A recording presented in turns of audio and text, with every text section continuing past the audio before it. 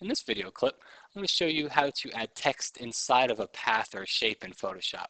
You're all probably familiar with the Photoshop CS feature where you can add text onto a path. Well, you can also add text inside of a path and make it actually flow or conform to whatever shape that you'd like.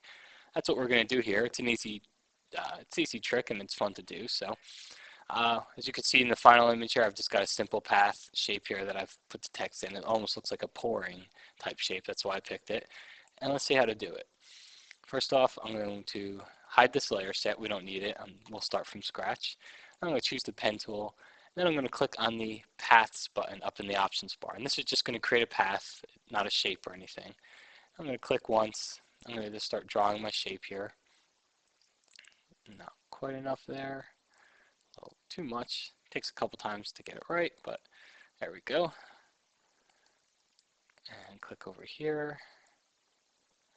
And that looks pretty good for now.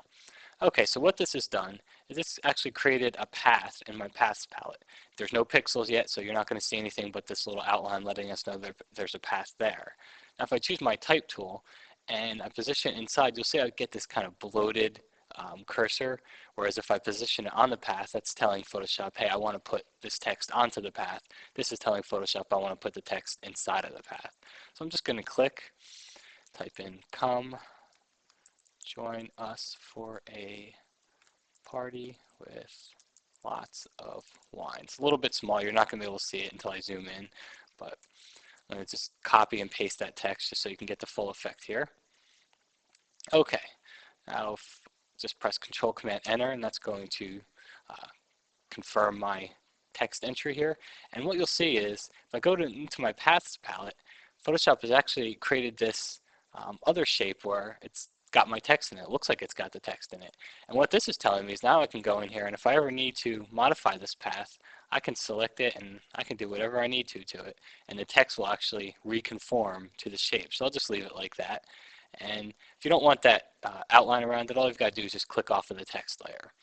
And finally, the added elements that I have here, I'll show you. Let's hide that one. All I've got is 5th annual wine tasting. I've got 2 type layers. The first type layer, wine tasting, was filled with white. I added a drop shadow to it, and then I also dropped the fill opacity down to about 45%. So that kind of gives me a little see-through effect through the white, but it retains all of the drop shadow. And then I've also, the 5th annual text is just some dark red text. I've added a drop shadow and a 2-point white stroke to it. So there you have it. Hope you enjoyed this tip, and I will see you next time. Thanks.